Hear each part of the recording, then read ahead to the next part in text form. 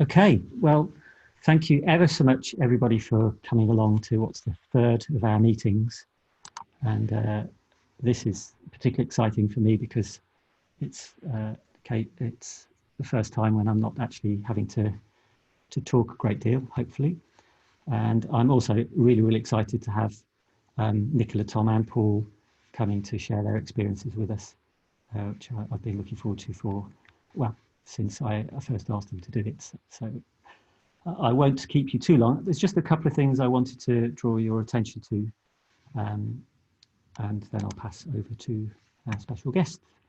The first thing is I've had a couple of queries occasionally as to whether we have recordings of the sessions, and I've got them all on our very own Agile in Education YouTube channel, which I've already got the recordings from the first two meetings, and hopefully by the end of the week or by the weekend I should have the recording from this session up there as well, and any future ones. The second thing I wanted to draw your attention to was my own website, which I've been putting together over the last couple of months, and I'm hoping to kind of build it into a mixture of kind of blogs from myself, but also a resources and an events section that I can build up into kind of a resource that people can benefit from. So the homepage is just the route into my blogs. I guess kind of three flavors: opinion pieces, factual kind of tutorial things, and also I'm going to hopefully do a write-up of after each meetup session, and those will go on the blog section. The event section, I'm busy trying to track down any event that I can find that's got anything to do with Agile or progressive thinking and education, or anything that I think people might benefit in attending. So please do bookmark this and come along if you fancy finding out what's going on in the next few days and weeks. And then finally, there's a resources section, which similarly I'm just scouting around trying to find anything that I think may be of use to people. The top of the section is dedicated to our group.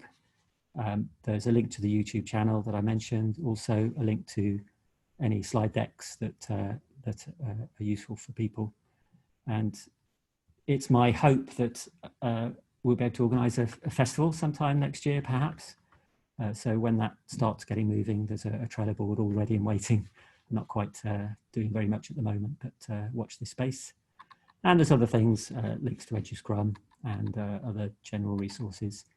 There's a LinkedIn Agile in Education group, which is just for sharing articles from third parties. And if you want kind of up to the minute feed about what's going on, I'll try and keep my Twitter feed populated with interesting things as they happen. So please do feel free to subscribe to that. So that's pretty well all I would like to say. So let's hand over to the special guests. We have Nicola Cosgrove, Tom Cosgrove, and Paul Magnuson, all from Leysin American School in Switzerland. And they have some stories to share with us. So I'm just going to, looks like there's somebody else waiting to come in. So if I can just,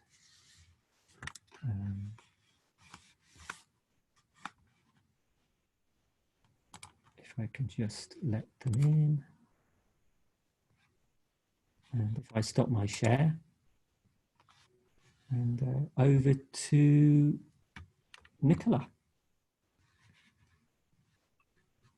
Okay, before we begin, can we just have everyone mute their mics just while we're kind of talking? You can obviously interrupt and ask questions as you wish, just because we're having some trouble hearing people. So if everyone could just mute their mics, that would be great. Okay. Yep. Looks like everyone's muted except me, so I'll mute myself now. And yeah, over to you. Okay, so I'm going to send a link right now in the chat, which is an Agile coffee link. And on that link, we are going to ask everyone to post questions. So rather in the chat, you can post them there. And with that, you can upvote questions too. So if there's a question that you like and you want us to answer, you can upvote it and we can visit the questions as we go through our individual sections. So while everyone's kind of figuring that out, I'm going to present my screen. And if there's any questions about it, you can obviously ask right now if you can't access or. I don't know about anyone else, but your sound is breaking up quite severely. So I don't know whether maybe do you want to try turning the video off? I don't know whether it's bandwidth at your end or Zoom or what.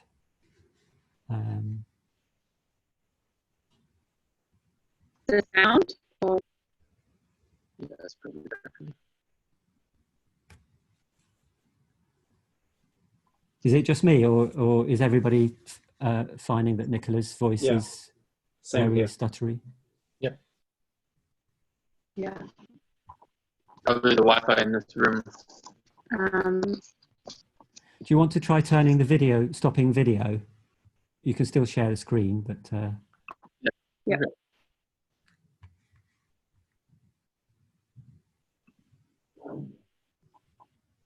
Okay. Can everyone hear us now? Is that better or? That's much better. Yeah, much better. Okay. So while everyone's doing the Agile Coffee link, you can just kind of see on the screen there's discussion items and you can add one. So I think someone's adding one right now. If you press the plus, you can just add a question. And then people can upvote, click the thumbs up to upvote the questions as we go through. So I'll share my screen if Andy will let me.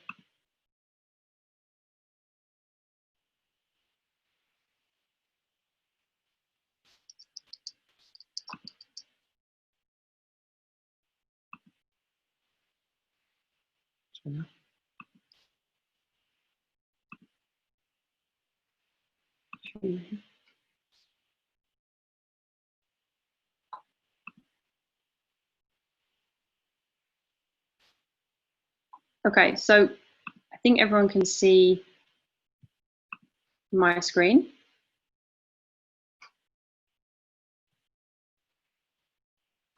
Okay, so here just our agenda and what we're going to go through today. So we've just looked at the Agile coffee board, so just use that for questions. We'll do a quick intro of our school, and then we'll do some journeys from myself, Tom and Paul, and feel free to ask questions as we go through. This is more of a question and answer session rather than just us talking. So if you have a question, please either butt in or add to the link that we sent, and after each person we will revisit and go through those. I just want to double check that everyone can hear me just because of the sound. So I'm hoping that if someone can do a thumbs up, Andy, if you can hear me.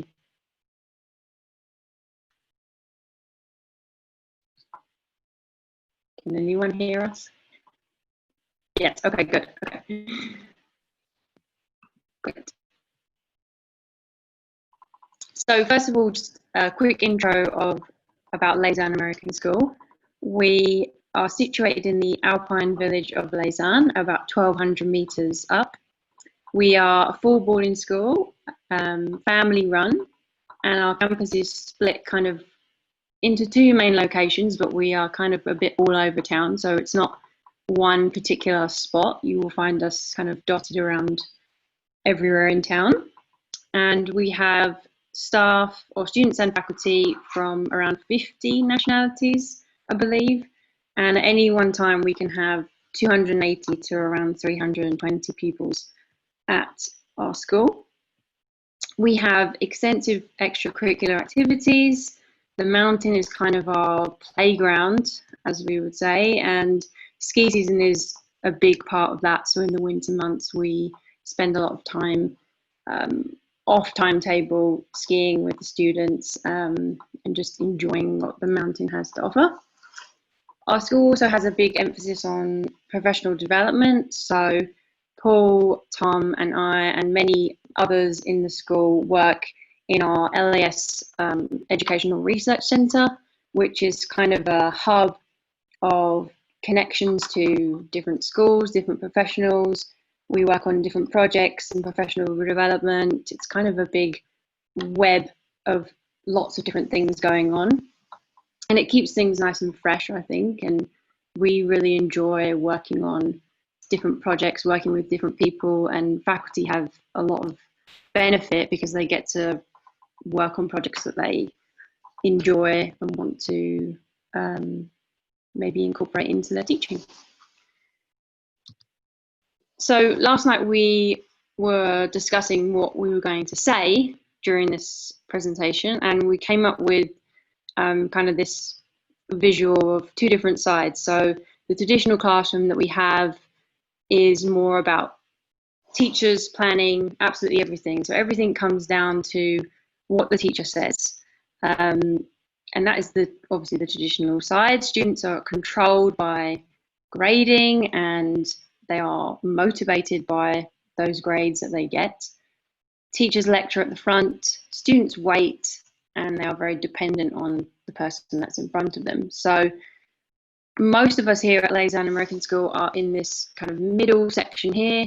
We're trying to get over to the red side, and there are lots of teachers are already on this side, but we are mostly working to move over and to shift into an agile classroom where students have choice, they have grades removed and deadlines, they learn with the teacher, they do, and they are more independent. So that's just kind of our take on it, really. That's what we came up with last night.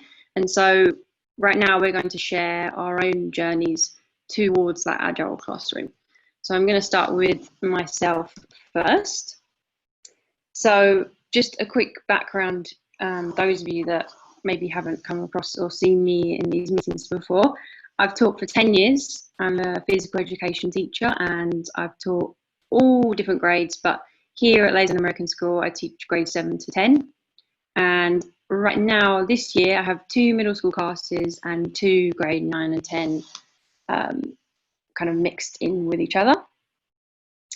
And Agile has been part of my teaching, I'd say solidly for the last 3 years, although 4 years ago, Paul introduced the idea of Agile to myself and Tom and a few other teachers in the middle school.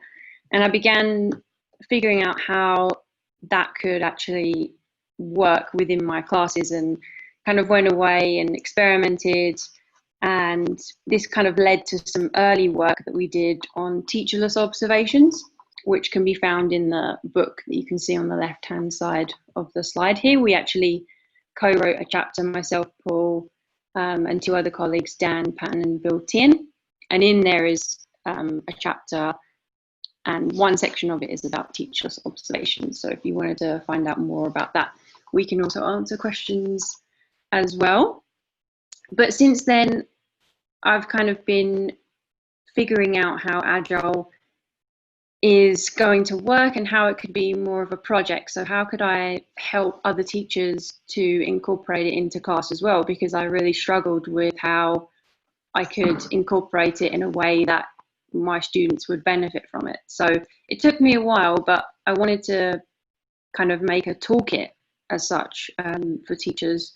And from then to now, I've kind of discovered that Agile can be implemented in 3 different phases. This is just my own take. It's not what everyone else does, but this is just how I see it working. So the first real stage for Agile in my classes is more of a visual stage. So I like to work with various Kanbans, different, try and have different variations of that. You can see one on the top right-hand corner. That's kind of like my everyday board that I would use in class, but I've experimented over the years with different ones for different projects, and I can share more ideas on that if you wanted to see more. And really I just use it to track what we're doing in class. I use it for progress, sometimes for planning, and then obviously, yeah, the one that you can see is just one example of what happens, but here in the bottom corner is kind of a planning sheet that we use as an ongoing thing so that the students can actually see what is coming up next, so that they can, when they come in the room, they don't just wait for me, they can actually do something and move on.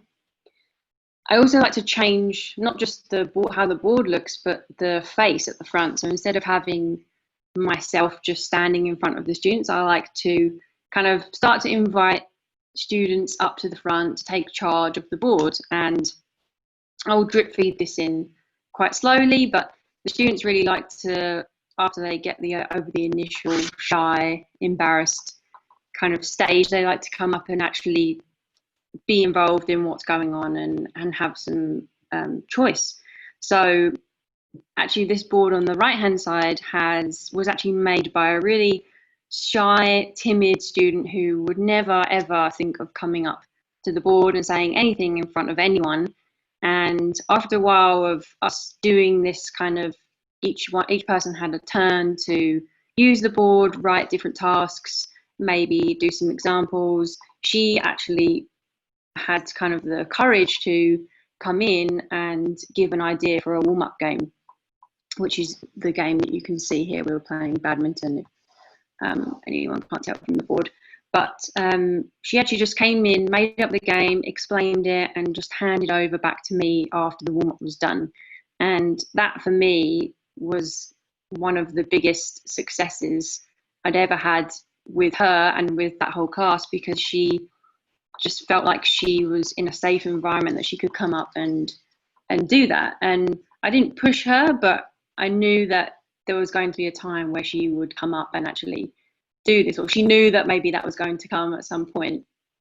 So yeah, just changing the face at the front as well was just a big part of the visual stage that I began undertaking. And that's the first thing I really started to do, is changing visually what the students were seeing in front of them. And then the second stage is kind of using the students to collaborate. So once they were comfortable with the board and how it worked, we began creating units together, setting goals, and basically them being in charge rather than me just feeding them. So for example, we would talk about a unit that we wanted to learn about. So they wanted to learn about badminton. We talked about what you needed to learn in badminton to be able to play the game. They came up with some different skills, and then we set about planning. I can't remember how long exactly it was, maybe a week or 2 week kind of sprints of what we would learn within that time. And then how would we actually know that we had learned it? We kind of went through this journey of looking at the goals, doing them. Do we think we learned it? Yes, okay, we'll move on. If not, maybe we need to spend more time. And that was really fun, because it was interesting to see that some of them were like, yeah, we did it, we're good, we're moving on. Whereas clearly, with my teacher hat on, you could see that some students were not. So I had to kind of direct that back and say, okay, so how could we let other people move on, but still have other people practice? And that was kind of an interesting conversation. And they did come up with some ideas, but that's when I had to sort of intervene with differentiation, things like that. But it was good for them to have that conversation, because I don't think they really had that before. How can we help other people rather than just move on straight away and steam ahead ourselves? How can we bring everyone along with us if we can? And so we would plan classes together. We would, so at the end of every class, we would talk about, okay, what do we want to do next time? We would write it down on this white sheet here, and we would appoint someone to lead, so that when the students came in, they were just doing straight away. There was less instruction from me. They could look at the sheet, they could get started, and I could intervene if maybe I wanted to. But I think the real light bulb for me was that after a while, they began giving me orders and ordering me around and telling me what to do, which was really interesting, because it's kind of me having a taste of my own medicine, really. And it was just enjoyable to see them doing or being in that role of a leader or a teacher or whatever it was, and them taking charge and having choice, which I think was the most important success, I think, for me. And then finally, the third stage is more of a mindset shift. So how can we use all the things that we've learned, so that we've got the visual board, we're collaborating, we're working together. How can we then reflect on not just the content we've learned, but the process that we've gone through in order to get there? And I don't think students get the opportunity to do this a lot, is how did that actually work for you? It's not about what did you learn, it's about how did you learn it, and what were the struggles, what were the successes within that. So really spending time reflecting on that was important for me. And I mean, it's hard to say whether they really took that on, but I think it was good to start that process, even if they weren't so sure about it. I think just modeling a growth mindset behavior was also something that allowed them to have real connections with each other and also myself. We often went off topic, we took time to talk about different things, go into depth about maybe why things didn't work, or how can we make things better, how can we motivate the class, or any issues that we had, we sat and we talked about it. And often that doesn't happen in classes because we just don't physically have the time. And so making that time was really important to me in order to create a good foundation, a good base for them to feel comfortable to then open up and work in an environment that they felt safe in, just like the student that I talked about before. And that's really kind of my 3 phases. I really think that we are in a good position here, is in the fact that we don't have that many constraints in terms of curriculum set upon us. We kind of can work and decide the curriculum that we want to teach, and I know that's not a luxury for other teachers. So trying to work in a system that is constrained a little bit, but not so much, is we have to try and find that balance. So for us, it's probably a little bit better than maybe other people out there. But I think what we're doing is not something new. We're not taking something new and saying, okay, we're doing Agile now. It's not, that's not the case. We're doing things that we've already done before, but we're putting an Agile kind of spin or a lens onto it. And I would just kind of encourage anyone that is listening that maybe hasn't really tried it before, is to just take a leap and be Agile in implementing it in small iterations and seeing where it goes. This process for me, my first class took maybe 6 weeks for me to really see some big changes, but it can take longer than that. And it depends on who you have in front of you, really.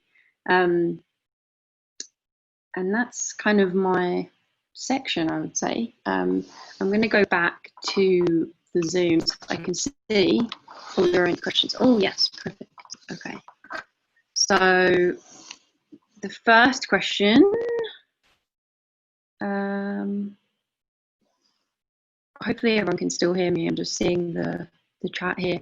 But first question, do you have total freedom as a teacher to do as you wish? I'd say personally myself, in terms of curriculum, yes. In terms of maybe grading and things like that, we have kind of set grading and standards-based grading that we're working with. So we don't have complete freedom, but I feel like we have more freedom than most people. What is a teacherless observation exactly? So the teacherless observation was, Paul said to me one day, do you want me to come in and talk about, or sorry, watch your class without you in it? And I was kind of scared, unsure about what that really involved, but he wanted to see how my students were working after the training that they'd kind of gone through in the Agile training that I had implemented over time. So I said yes, I let him come in. He sat in the room and he was just a physical body in the room, just to be there for kind of safety purposes and just to note down exactly what the students were doing at any one time. So he kind of made a I don't know what you call it, just a list of anecdotes of things that happened minute by minute.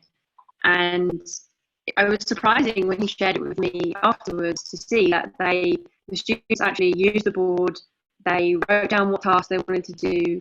There was some times when they had to struggle and they were messing around or sitting on a mat or not really doing anything, but they managed to be able to get everything out, to work on something, put everything away, and maybe not learn specific content as such, because maybe they already learned quite a lot, because I think they were at the end of the unit, but they actually learned how to be organised and work with each other in order to get something done. So that was the teacher's observation. Through all of these, or Yeah, there's quite a few questions actually. we can save some of these we'll to the save end. some. Yeah. But maybe just the ones that are relevant to you. Yeah. What do you think? What age group was this? Okay, so the age group I was working with was middle school, so grades 7 and 8. So from age 12 to 14. And I think the other questions, I think the other questions we'll come back to. Yeah. Okay. So we'll move on to... Andy, I'm going to present my bit, but I just want to check if everyone is okay with this audio, or we can move rooms and it'll take like 1 minute, maybe less, 30 seconds. It's better than it was, but it seems to be, certainly from my point of view, getting slightly worse. The crackling is coming back. Okay. So. 30 seconds. We're going to move rooms because this particular Wi-Fi I've had issues with. Okay. I thought it was fixed, but it's not. Okay. We'll take a 1 minute break. Okay. See you in a moment.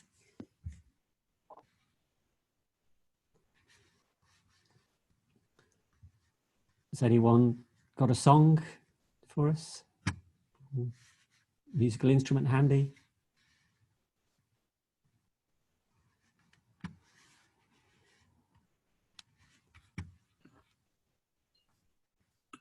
I don't have a song, but I could look at another one of these questions here. This is Paul. Yeah. The challenges from educational regulators. We have an interesting situation at the school of 11th and 12th grade are IB diploma program students. The majority of them are.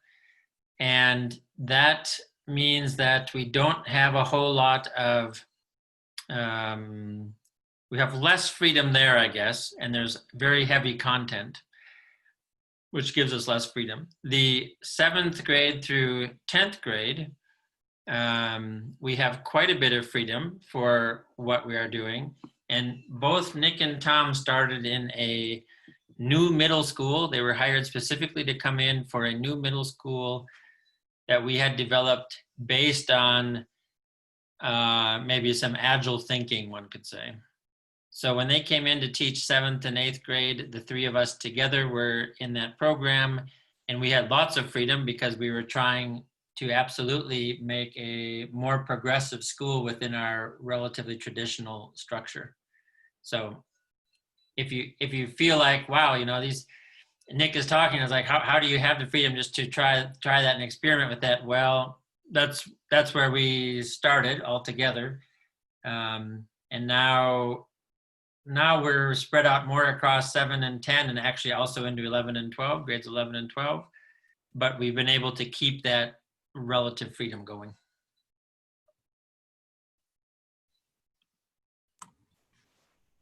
Excellent.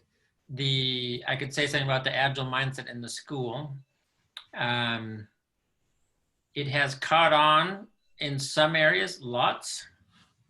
In some areas, there's some lip service and it hasn't caught on. And then in other areas, you could ask people agile and they'd say, what? And that's probably mostly first year faculty now. So we probably have everyone pretty aware of aware of the fact that we're trying to do something different. But I'm sure we have many, many different understandings of what agile means, right down to just a misconception of it being flexible, to folks who have really immersed themselves and gotten interested. We had a training with John Miller, who is pretty well known as one of the early adopters for schools back in 2011. And we had 23 staff at the training last year, and many of them took the Scrum Master test and feel like, I'm sure they feel like beginning Scrum Masters who wouldn't want to be put on the spot to try to defend themselves too much, but they have had some serious time to think about it. That helps a lot. And then it just propagates into different areas. So we started using Trello because of this push, which then became common practice in admissions, summer school, the Dean of Students office for a while, in academics. We organized our whole accreditation process with it. It starts to affect then how people think. It maybe gets them to think more in a pull environment instead of a push environment, for example. So yes, it does seep into the rest of the culture to some degree. It's not anything we can stop doing though, because we get turnover of staff, turnover of admin, of course, makes a big difference. So we kind of have to keep plugging along at it. Tom and Nick must be back. We're back. Okay. We are gonna just put it on a second computer in case it Okay. dies on. You sound much better now. Okay, if that's much better, then that's Yeah. a start. Did you go down to the Kaizen room? I'm in your, yeah. Yeah, it's kind of interesting that we have actually we call it officially the Kaizen Research Lounge, but it's just a nice room that anybody can use that's set up more like a living room instead of a classroom. Okay, I'll quit. Tom. Okay, so Nicola's my wife. She and I worked together in the middle school with Paul. It's slightly changed my job description recently, but I've been teaching for 10 years. I started teaching in the UK, and then I moved to Switzerland. I'm a math teacher by training, but recently I've taken on some design and technology classes that I'll discuss a bit today. I'm from Canada originally. I didn't get a job there. I moved to England kind of straight out of university. And Paul was the one that introduced me to Agile mostly. We had also done some training through Willie, through EduScrum, visited his school and things like that. But Paul was the main kind of kickstarter. I remember coming to visit the school, and I said, what's one thing that I could look up while I'm waiting to start this new job? And he said, oh, you should check out Scrum and Agile as two things that I could kind of learn on my own. So that was kind of my initial introduction. So right now, like I said, I'm teaching 3 courses in design and technology. I have 1 math class and 1 class that is coding, computer coding. With those design and technology classes, I'm focusing mostly on projects. So I gave them a long list of options that they could choose from, and it really comes down to their own kind of free choice. They could propose their own project if they wanted, or choose one from my list. Everyone is working on a different project, so it's not like I'm controlling what we work on a particular day. And the reason why we're kind of leaning towards Agile in this particular setting is because I was looking for a project management tool that students could use to help them work efficiently. So in these particular classes, I think it's starting to work pretty well. We are putting some emphasis on the process instead of necessarily the product that they make. They are also focusing on skills more than content, hopefully, or at least we'll get there by the end, I hope. And like I said, it's still the start of the school year. We're in the beginning phases of this. This has probably only just been like trickled down to them slowly in the last 3 weeks. And we're trying in these courses. I'm trying in these classes to make them. They're learning a bit more visual. So the photos that you've got below are some of the visual pieces that I use in my class. The thing on the right is progress tracker. So it's kind of like we had a meeting and someone said, oh, this is like the design cycle in art or in science or whatever. So I just kind of redrew it into this kind of design cycle circle, and these are kind of like the steps that they have to go through in order to complete their project. So I noticed that students were often skipping steps, and by making it this kind of like visual game board style progress tracker, it kind of forced me to make sure that they did all those things, and then it forces them to, remember the pieces that I was looking for in order for them to be completed in their project.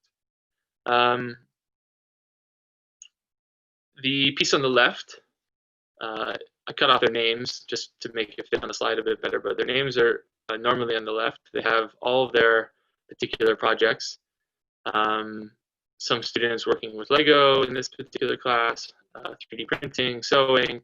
So everybody's working on something different. And then the main piece that they do at the start of the lesson is write down exactly what they're working on. So some of this is my writing, some of it's theirs. Sometimes they'll come up and change it depending on what they're working in that particular class.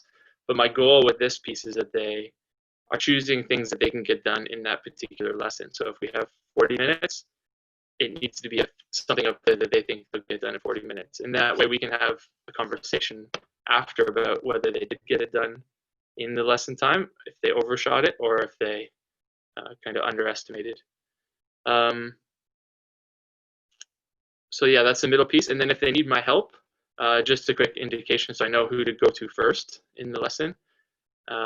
Sometimes I have an idea in my head that I need to go and speak to these particular groups, but sometimes they'll have something that they want to ask me about, and it just makes it a little easier instead of them all asking me at the same time. We've also added in some journaling and some reflection pieces so that students are focusing also on the process, also not the product. And then even in my math and coding class, I'm building in a lot of teacher meetings, like one-to-one conversations with students. And by them choosing their own project, I don't necessarily need to teach them anything directly, but it's more on a one-to-one basis as they need my help. So yeah, I think I'll pass it over to Paul. I don't know, do we want to pause for questions? Is there some here? Let's see.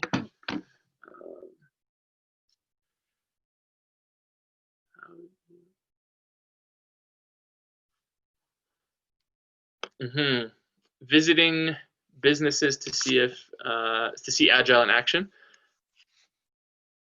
I guess nowadays it's kind of tough to do field trips in our particular situation. We don't have a ton of stuff in our village. There's not a lot of people here, but there's definitely something that we would be interested in, or a virtual version of this, making students aware that this is a pretty big thing in industry is kind of upcoming for us. Like I said, we're just trickling this down to them slowly in bits and pieces, but maybe if they embraced it from that perspective that, people use this in the real world all the time, this kind of project planning methodology, I think that could be a good piece. But we haven't tried that just yet. Paul's written. Okay, should I continue on? And our goal is to then quit talking and have it be discussion. So keep putting things in the Agile Coffee if you like, and I am going to insert a link. So what you're looking at is publications that we put out from our research group, which all three of us are involved with as well. It's LAS Educational Research, which is sort of cute because it's laser. We are trying to promote faculty staff development through action research in that program. But it does have a bit of a branding function for our admissions team. We like to put out some of the ideas that we're working on and have actually some publications with some plop value to put on the table or to have for visitors who come and so on. I put in the chat the link to the spotlight that's on the right. It's the last one that we published. Nick and I were editors. It's Spotlight on Agility in Schools.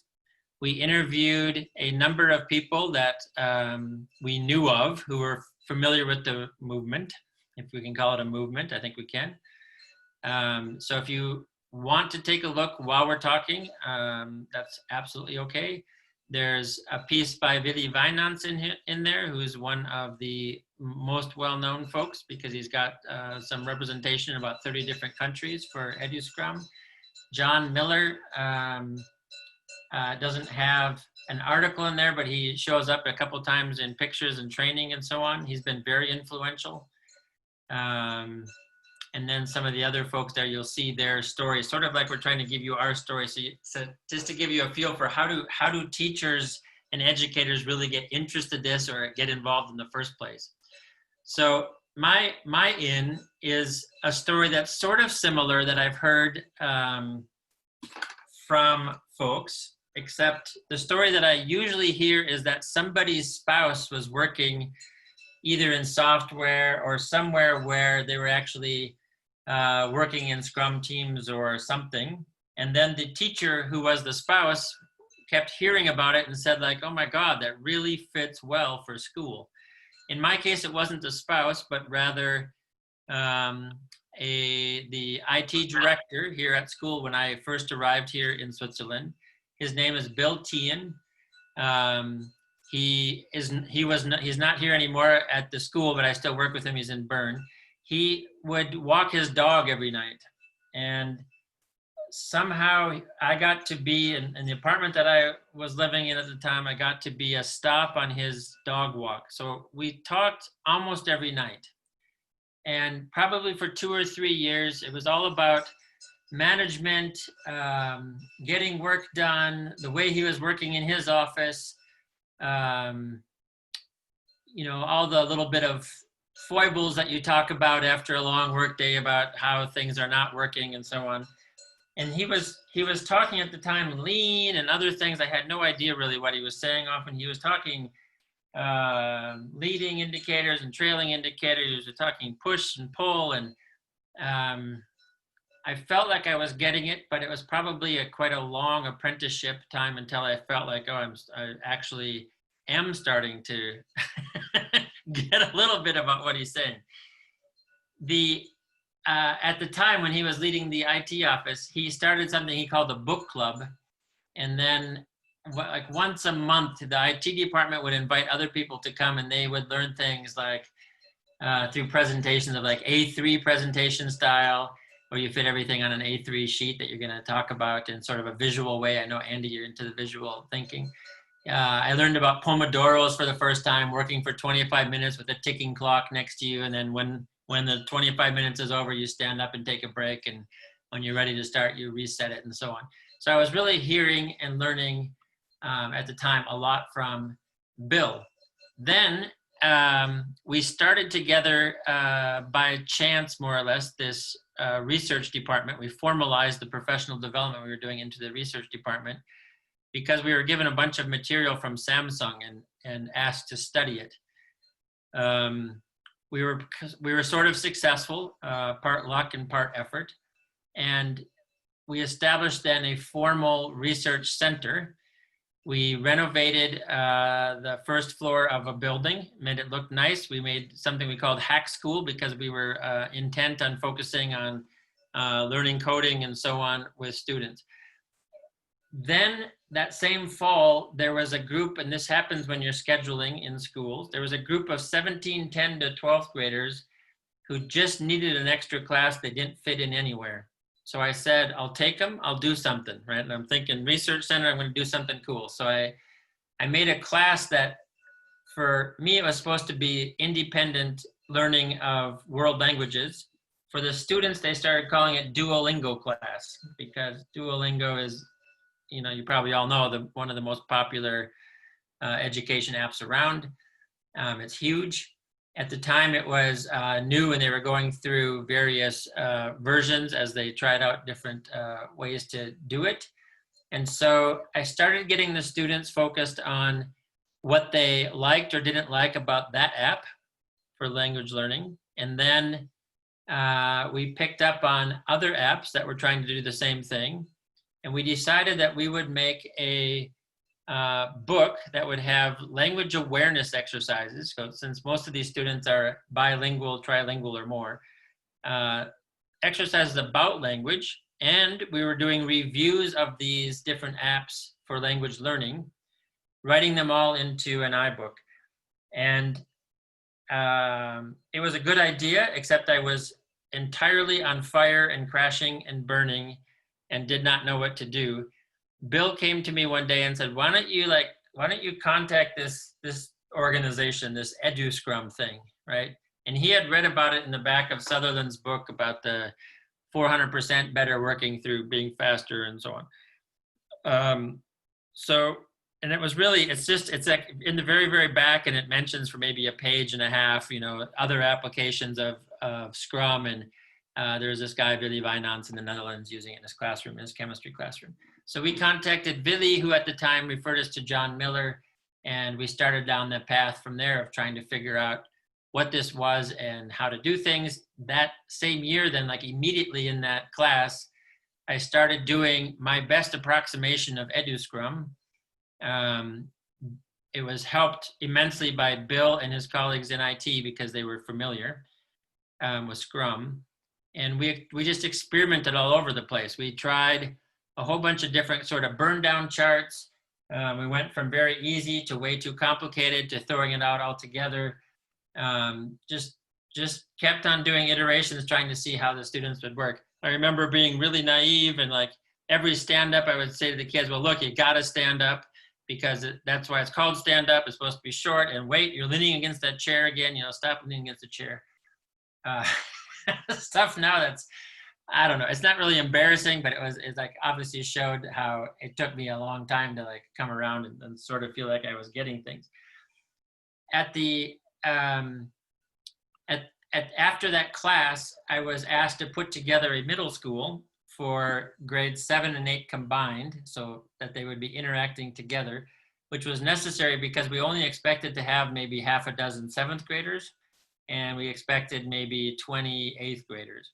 We ended up in the first year with, we started with 18 students and moved to 22 students by January, 7th and 8th combined, and we had spent a year planning.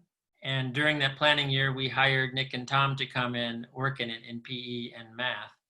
So I was really stoked on the idea of agility at the time. So, and well, still am, but at the time that I was putting together this middle school. So I would call the ideas that we moved into the middle school sort of Agile infused. It's not that someone would come and look at it and say like, oh, I see that you've got Scrum Masters and you're working in 2-week sprints, and nice that you have retrospectives and so on.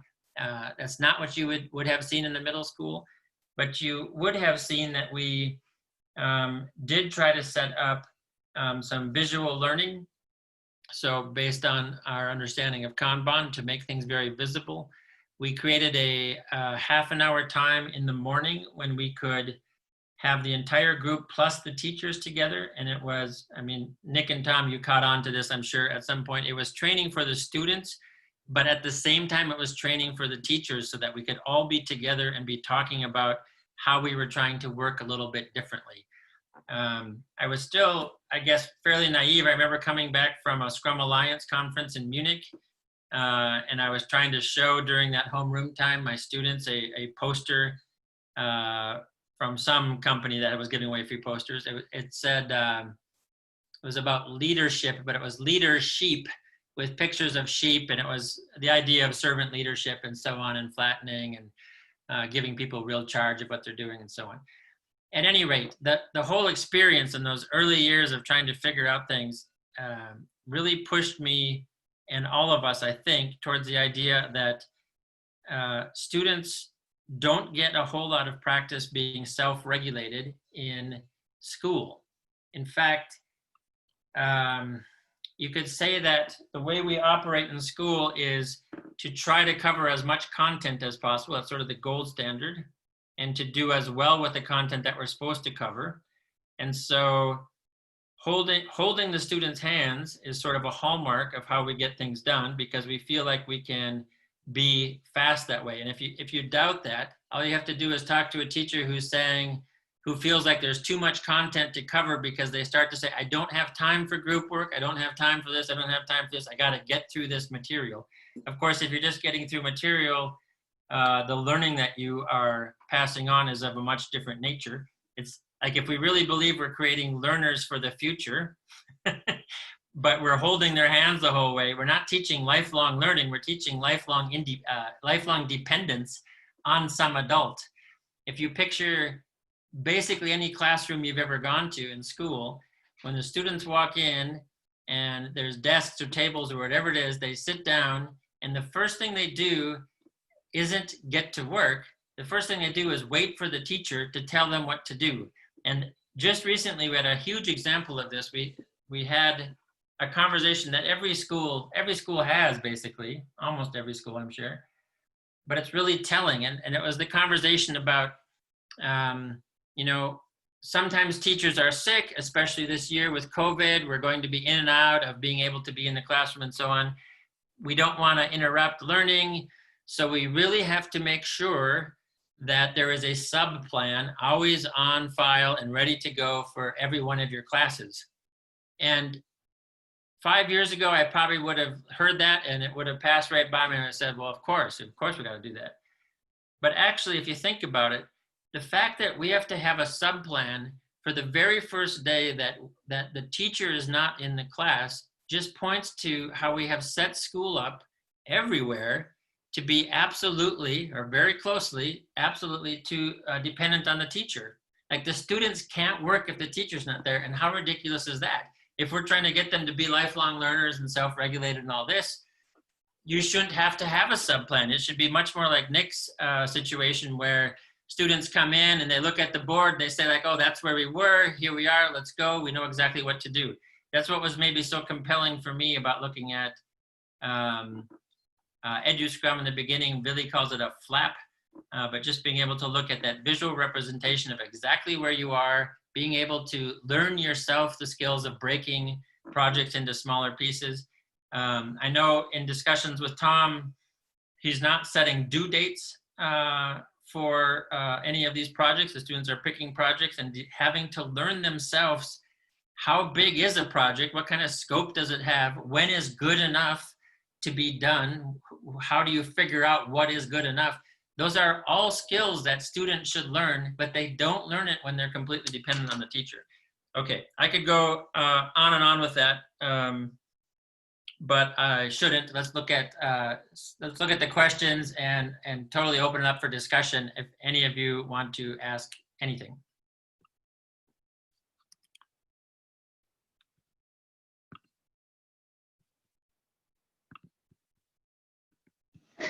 I have a question. How long have you had the younger children? I'm just wondering if you've had any yet that have gone through this and then graduated from the school.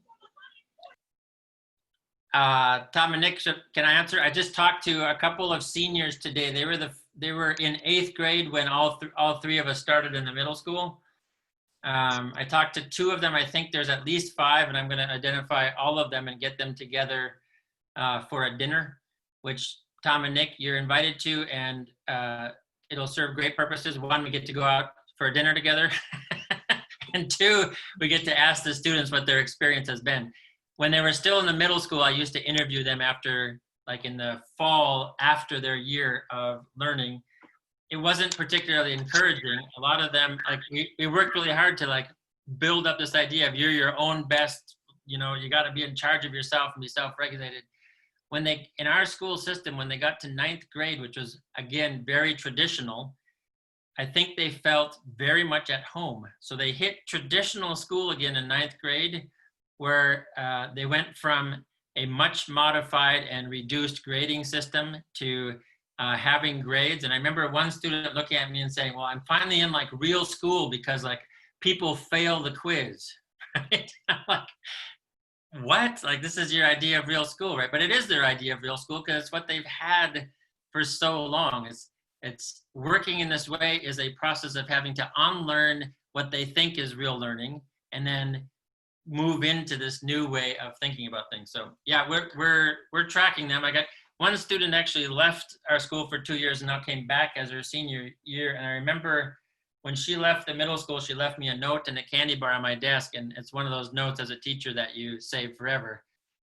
Because she said, "Mr. Magnuson, I know what you're trying to do."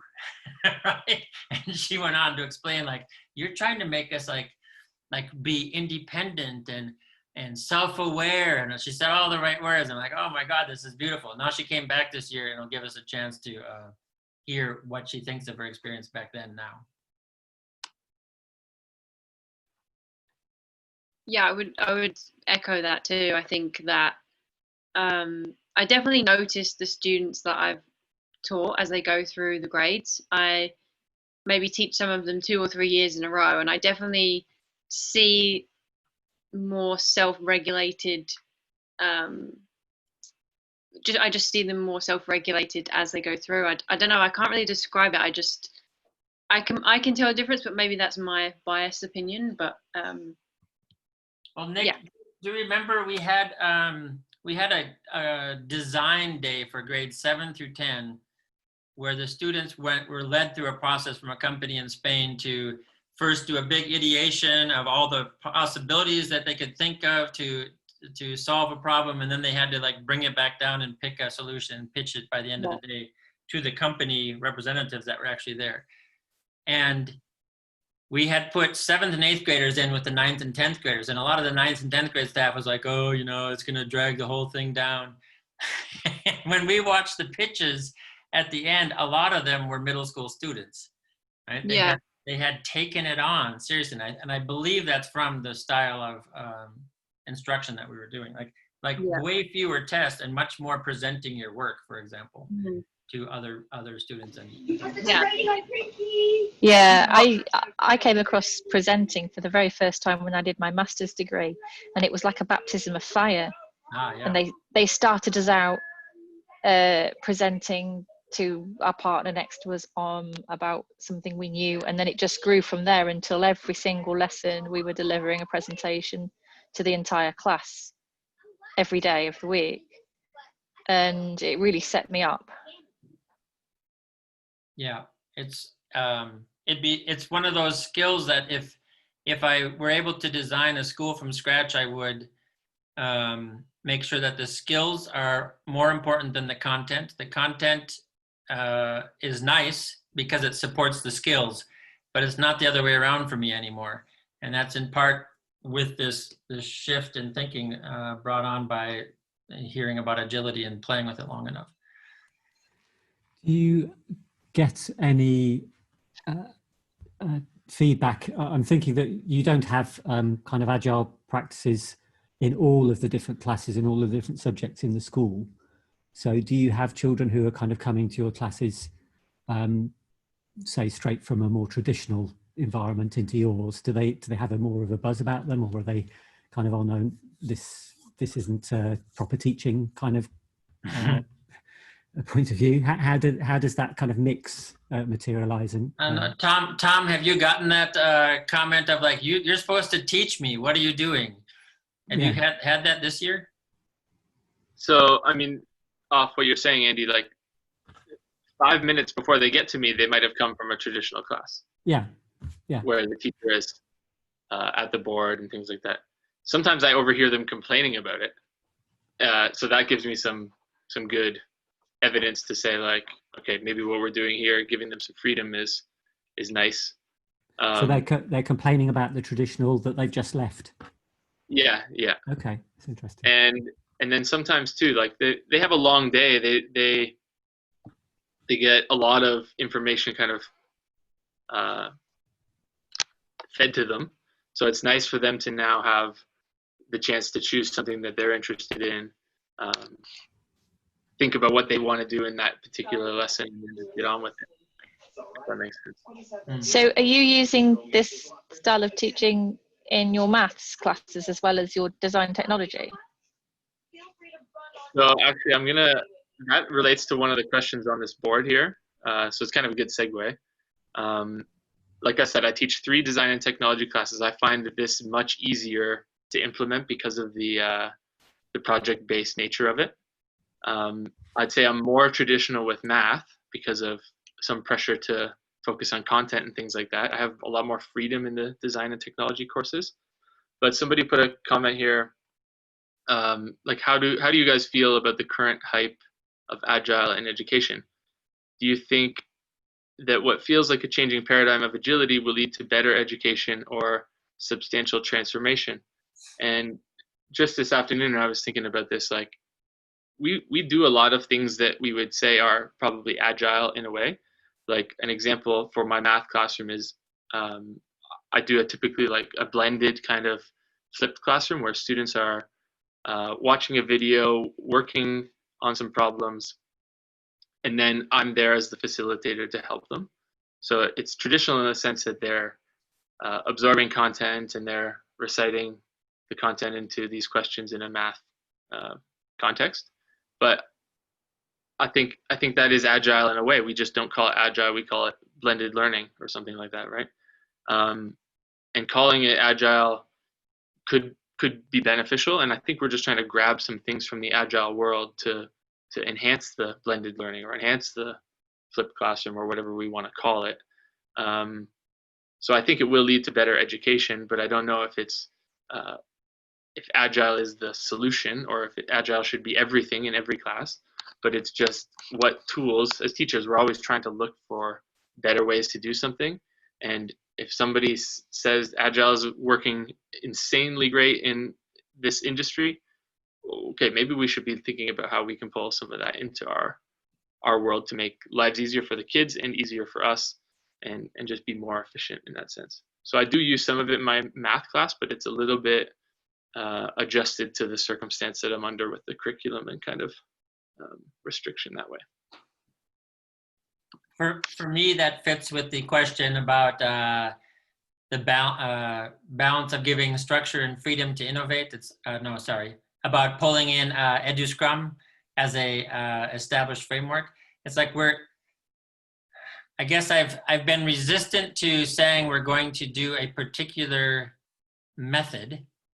I'm more interested in taking what I think is the much harder route, but I think will have bigger payoff in the end, and that's creating a culture or a mindset shift, if you will, or just embedding thinking that's beneficial for student agency into how we work. And if we can do it currently by originally in the middle school and now in these other programs that we're doing, and I should say we've got 1/3 of the students in one of our courses that's now called EDGE. It goes all the way 7th to 12th grade. 1/3 of the students are experiencing at least one class a day where it is not graded. They are having to make their own decisions about what is good enough and what is done and so on. They're finding their own motivation without the carrot and stick. I took on a piano composition class to experiment with again, like I did with the language class a while back. And I told them like straight off, like I have thrown away the thing that teachers usually use to control you. You have all passed. You can't get any different grade than what you have right now on day one. There's no carrot and stick there anymore. You're here to learn some piano, and you're gonna pull your next piano exercise when you're ready. You're gonna start composing your own exercises when you're ready. You're gonna help students because I'm not gonna be in the room all the time. And that's just how we're gonna work. I don't have anybody that I look at and say, wow, that person's not doing anything, because I'm not hovering over them with a stick of a bad grade or a carrot of a good grade. I mean, it's really quite amazing. And I just don't want to lead us into, we have to all learn together a single process, because I don't think that's sustainable for a school. But I do think it's sustainable to create an ongoing shift in small steps in the direction we want to go, which is working more agilely.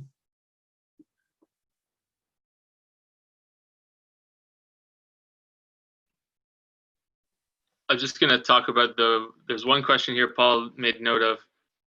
It says, yeah, like in his piano class and others where we give students lots of independence, there were a few students that were on their phones. And what's my take on that? I was thinking about that today too, because I noticed it obviously.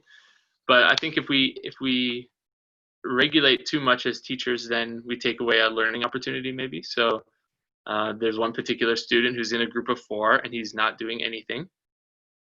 I'm aware, but I'm kind of like gently reminding him that he should maybe start pulling his weight in this group. And the next time I see him, I'm going to have to say, like, you know, you can't be part of this group anymore. You're not contributing in an efficient and positive way. You now need to find your own project to work on.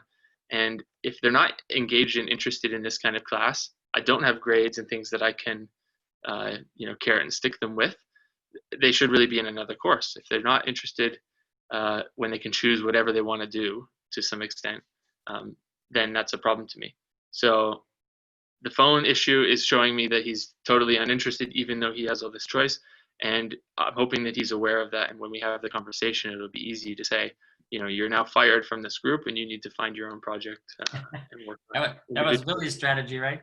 You actually fire someone from your group. Yeah. Mm-hmm. Yeah, it'd be better if the group members could fire him for me, but I think I'll have to do Yeah, that's hard for students for sure.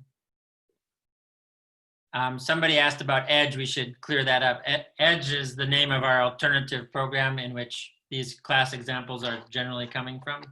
So Tom has engineering and coding and STEAM, and I have this music composition class. We have a couple other music classes. We have a Alpine class, art class, and an entrepreneur class. All of those fall under this heading of Edge, which is this one class that about now 1/3 of the students are taking. So when we say Edge, that's what we mean.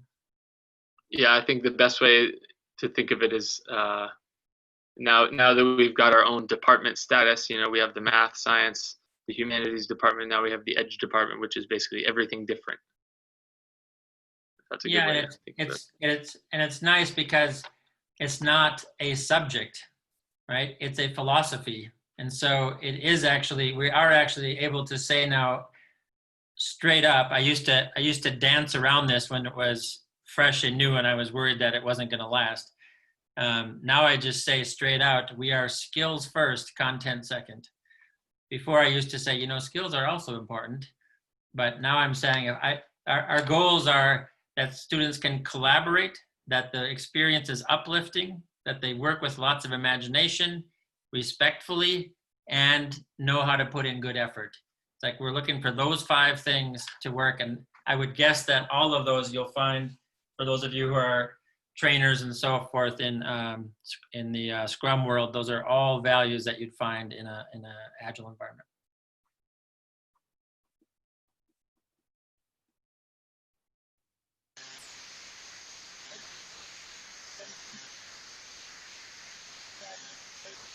Other comments, questions?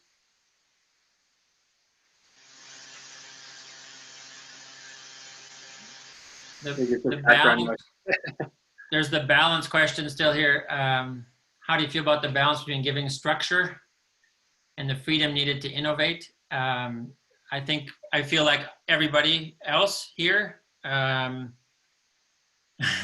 It is a balance, and you find it by experiencing it, and you kind of stay in the middle because you get too far on one side and then you kind of feel that, oops, I'm too far over here, and then you might wobble and go out the other side a little bit and feel like, oh, now I'm way too open, and they can't innovate if it's just totally open. So we moved from a structure that we created last year that was interestingly, I think, too rigid and too open at the same time. I mean, I really told the teachers, I kind of called them back, like, don't be involved, let the students struggle. I think that was too much. But at the same time, I had the students having to pull a whole lot of different aspects of the work. So they were supposed to create a 2-week schedule every week because I still had sprint in my mind as 2 weeks. They were trying to pull different pieces that I had required. So it was over-structured in a not enough structured environment. That's why we're trying things out like Tom's piece there, where when their students are working on a project, they cross one of those bars, and that's a check either by their own journal or by having to have a conversation with others to move on to the next thing. It's a simpler structure that's common for everybody across Edge, instead of what we were doing last year, which was a little complicated and too open for the students. So yeah, it's a balance, and we're trying to find our way.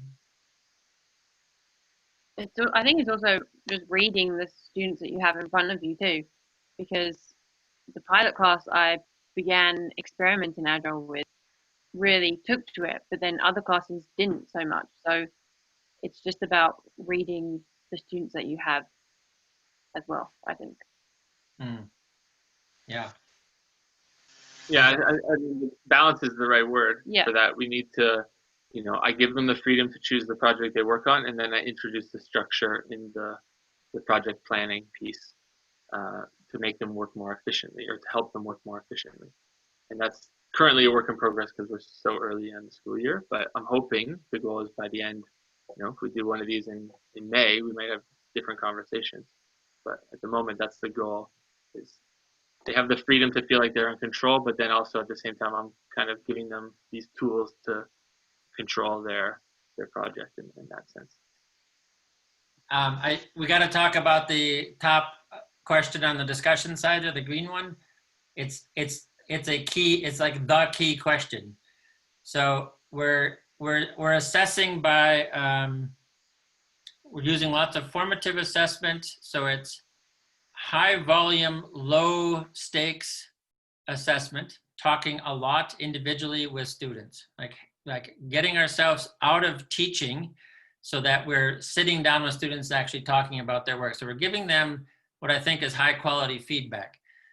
We're not following a traditional curriculum. No, there's not a list of things that we have to get done. In fact, I would call that a super huge push system that we need to give students some experience away from, so that they have a pull system. So the students and staff are together creating the curriculum as they go, as they pull in the next thing that they want to work.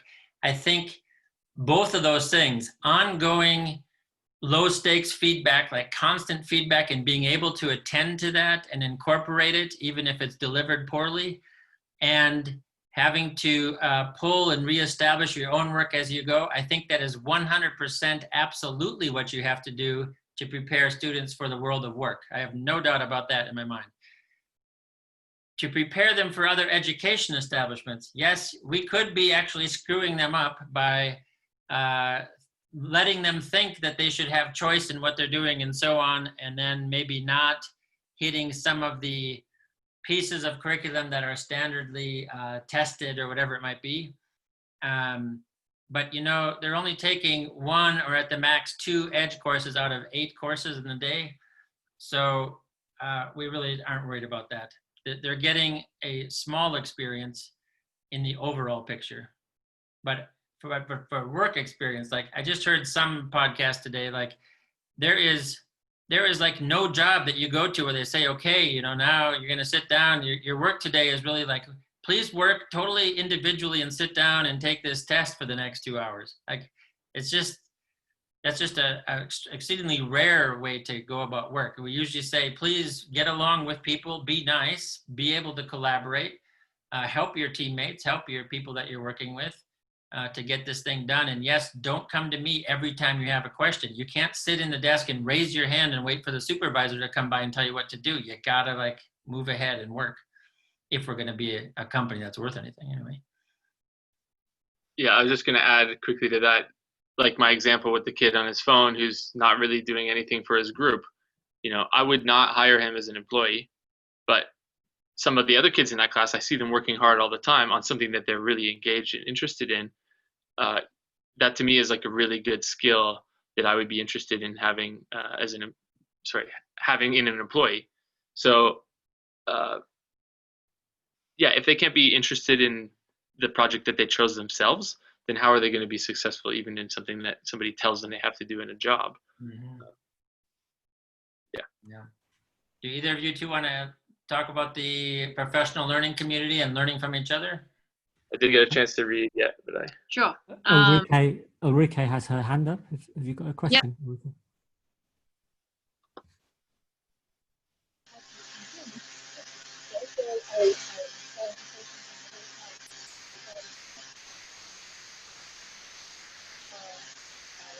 I don't think we can hear. No. Yeah. If you have a question, Ulrike, can you type it in chat, because we can't hear anything from you at all, I'm afraid. And Nick, I like the way whoever wrote this, the living labs, is a very nice term for this. Yeah. Yeah, I'm just reading it now, but we have a professional learning community where teachers can learn from each other. I mean, the main one is maybe the educational research piece. We have a group of teachers that are residential scholars, kind of. They choose a project that they're interested in, and they're invited to explain what their project is to the rest of the faculty at different times throughout the year. I mean, we try to have like an open door policy, but I think typically in teaching, the doors get closed, which is not always the best. But I would love for people to come and give me feedback in my class all the time, but it's not necessarily a thing we always have time for in our day. Although Tom, I was in your class today, and I left because you were talking with this student, but I gave you feedback by email. So we do have a bit of that living lab, because we try to, like, Tom's classroom is right next to an art classroom that's also Edge, so that they can be back and forth. We try to get our other Edge teachers into each other's classes. Tom, you invited both me and the entrepreneur teacher last week, right? So we try to learn from each other by being in each other's classes. I actually invited my piano students up to your class today, but they thought that was weird, so they didn't come. I would have loved it if some of them would have. It does help with scheduling when they're at the same time, some of these classes, so we can have the groups blend together for different things. Yeah, and then I teach my piano class next to the rock school class, so I make a point of going in there not with an agenda, but just to sit down and work with students. That class is functioning so highly that, and it's like Tom said, it's easier because it's a project based, so to speak. They're working on instruments and other things. They show up and during lunch and maybe start early, and they just do their thing. I go in and sit down and learn a little bit of guitar, mostly for show, but I try to like participate a little bit. I leave my own class to its own. They just do their thing. It's a really great way to teach. It's so enjoyable.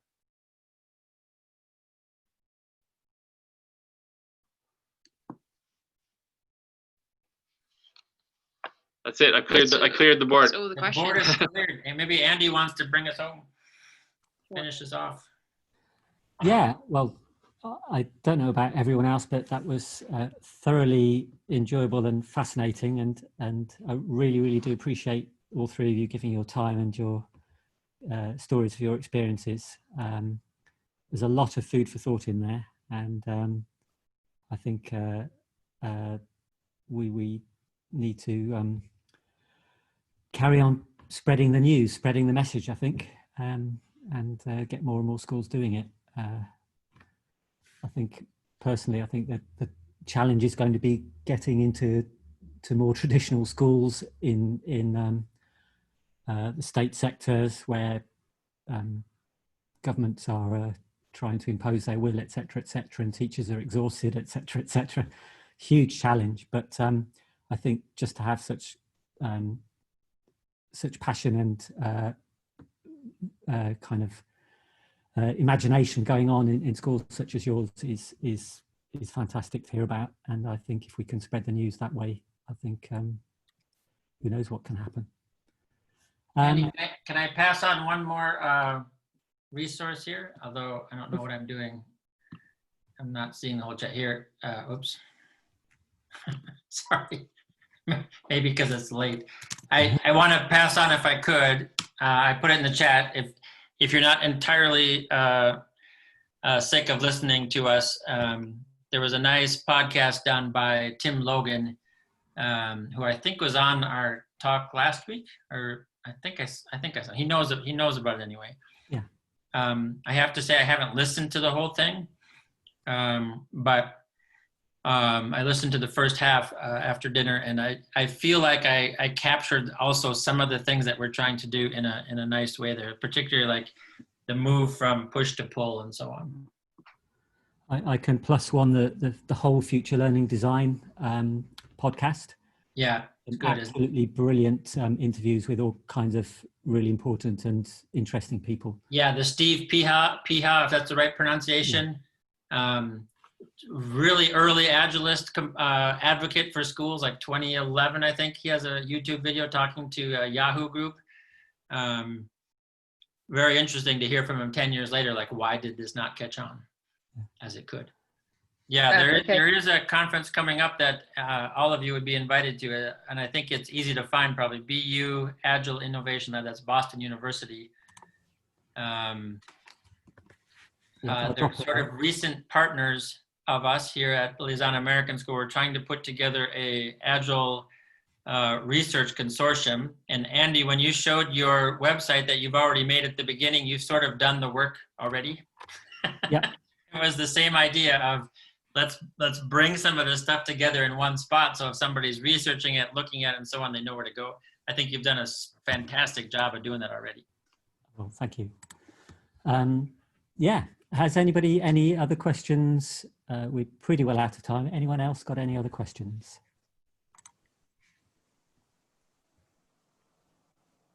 Thank you, everybody.